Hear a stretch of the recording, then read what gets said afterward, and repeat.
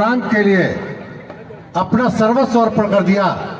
आज हम कम से कम इस कार्यक्रम के माध्यम से उनको नमन करते हैं, उनको याद करते हैं, उनका वंदन हो जाता है। क्योंकि सदैव इतिहास में ये चीज अंकित रहती है, जब आप परिवर्तन करते हैं और कुछ ऐसा मांगते हैं जो आपकी अस्मिता से जुड़ा होता है, जो सनातन से, आपके धर्म से जुड़ा होता है, उसके लिए कहीं ना कहीं हमें बलिदान देना पड़ता है। वो कुर्बानी, वो बलिदान किसी भी चीज का हो सकता है, कहीं आर्थिक हो सकता है, कहीं सामाजिक हो सकता है, कहीं जन का हो सकता है। और इस क्रम में ये जो द्वितीय वर्ष गांठ है, पिछले वर्ष भी मैंने इसका प्रारंभ किया था, वो कार्यक्रम सेक्टर डी के पराग पार्क में हुआ था। इस बार ये हमारे वार्ड के सबसे सुंदर पार्क महाराणा प्रताप पार्क के अंदर ये कार्यक्रम आयोजित किया गया है। और हमारे बीच में हम सब के अभिभावक, हमारे सिरमौर, मेरे अग्रज, लखनऊ उत्तर विधानसभा के यशस्वी विधायक आदरणीय डॉक्टर नीरज बोरा जी हैं। मैं उनका करतल ध्वनि से स्वागत करता हूं, हार्दिक गहराइयों से स्वागत करता हूं।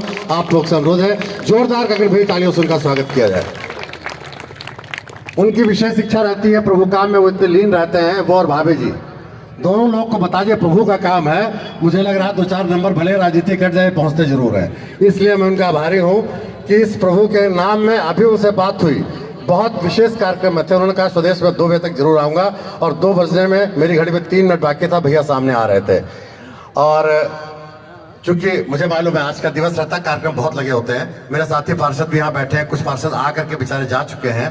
चूंकि सुंदरकांड चल रहा था, मैं उसे रोक नहीं सकता था, प्रभु का काम था, मैं उनका सम्मान नहीं कर पाया, हृदय से सम्मान करके मैंने वापस भेज दिया है। अब मैं इस क्रम में चाहूंगा, डॉक्टर आरती जी कहाँ है?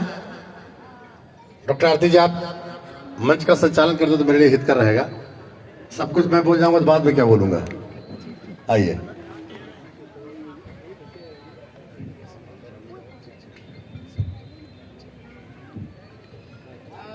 नमस्कार सभी यहाँ पर उपस्थित लोगों को। और सबसे पहले तो राम रामेति रामेति रमे रामे मनोरमे सहस्त्र नाम तत्तुल्यम राम नाम वरानने। जय श्री राम। जय श्री राम। 2 वर्ष पूर्ण हुए हैं, संघर्ष की गाथा किसी से छिपी हुई नहीं है।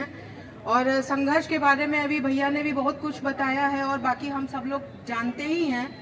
और अभी हमारे माननीय विधायक जी हैं, इनके पास समय की कमी है, तो इसलिए मैं आदरणीय स्वदेश भैया जी को उनके सम्मान के लिए बुलाना चाहूंगी।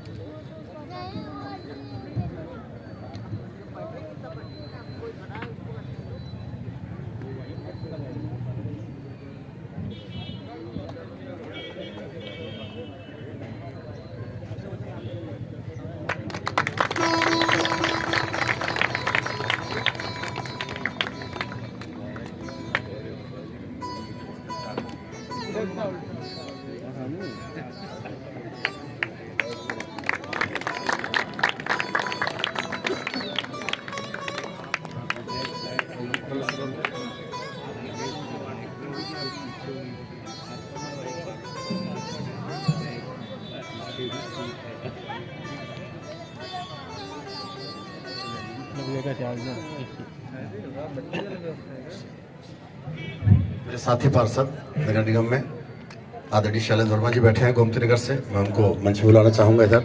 और हमारे पार्षद प्रतिनिधि के तौर पे हमारे अग्रज आदरणीय सुदर्शन कटियार जी बैठे हैं, मैं उनको इधर मंच में बुलाना चाहूंगा।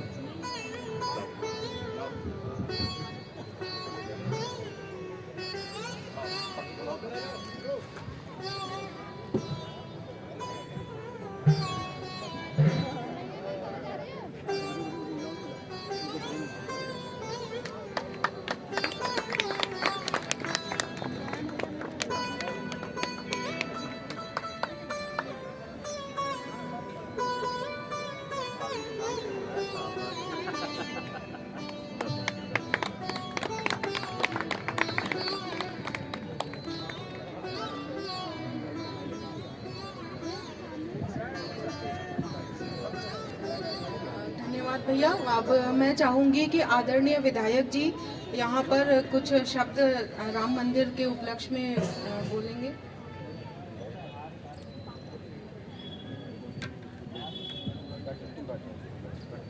बोलिए राघवेंद्र सरकार की जय, हनुमंत लाल की जय, भारत माता की जय। भारत माता की जय। जय श्री राम, जय श्री राम, जय जय श्री राम। जय श्री राम। भगवान राम के इस मंदिर उद्घाटन की अंग्रेजी तिथि की वार्षिक वर्षगांठ पर सबसे पहले तो मैं यहाँ पर उपस्थित समस्त सनातन धर्मावलंबियों को बहुत बहुत बधाई देता हूँ, शुभकामनाएं देता हूँ। इस सुंदर आयोजन के लिए इस क्षेत्र के लोकप्रिय पार्षद श्रीमान स्वदेश जी और उनका पूरा परिवार,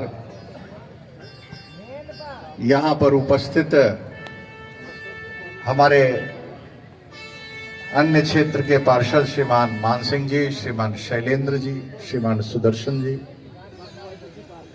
पार्टी के वरिष्ठ साथी श्रीमान सुनील मिश्रा जी, हमारे पार्टी के पदाधिकारीगण, पिता तुल्य हमारे वरिष्ठ जन, जगदम्बा स्वरूपा सभी समस्त माताएं बहनें और प्यारे बंधु,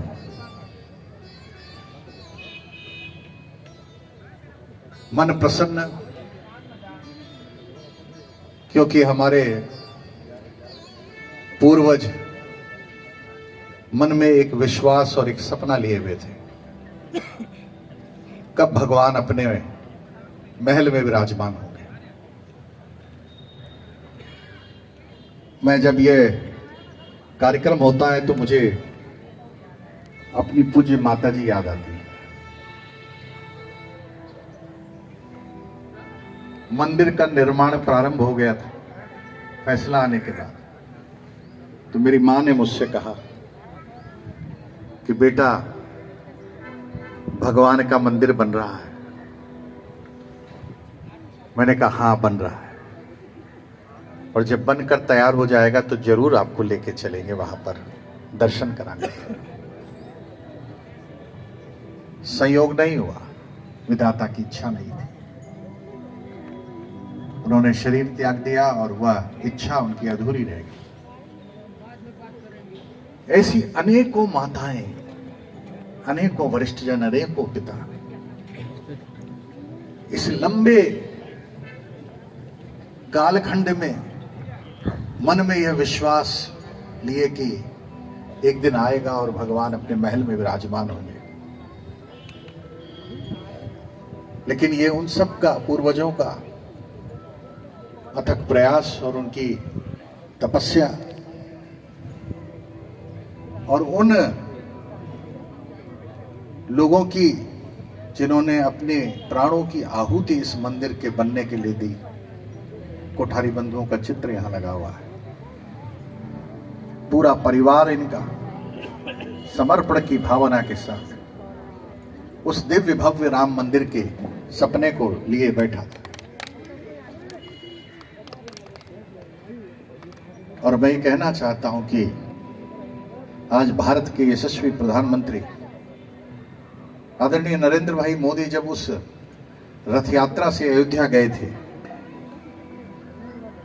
तो जब वो अयोध्या गए थे तो ना तो उस समय वो गुजरात के मुख्यमंत्री थे, ना वो देश के प्रधानमंत्री थे। लेकिन यात्रा में जब वो अयोध्या पहुंचे थे तो उन्होंने उसी दिन प्रतिज्ञा की थी और संकल्प लिया था कि मैं अब अयोध्या तभी आऊंगा जब भगवान राम का मंदिर बनना प्रारंभ होगा। और शायद वह संकल्प और वह प्रतिज्ञा उनकी, उसमें समय लगा, लेकिन आज हम लोग के सामने भगवान अपने महल में विराजमान है। आज इस बदलते हुए भारत में हम सब साक्षी हैं, और निश्चित रूप से यहां बैठे हुए जितने भी सनातन धर्मावलंबी हैं, आपका प्रारब्ध होगा, आपका पुण्य प्रताप होगा कि भगवान ने आपको अवसर दिया कि इस मंदिर में उनका दर्शन करने का सौभाग्य आपको मिल रहा है। जरूर आपके पूर्व जन्म में कुछ अच्छे कार्य रहे होंगे, वो संचित प्रारब्ध आपका आज आपको यह दिव्य दर्शन देने के लिए प्राप्त हुआ है। देश बदल रहा है, व्यवस्थाएं बदल रही हैं। कभी हम सोचते नहीं थे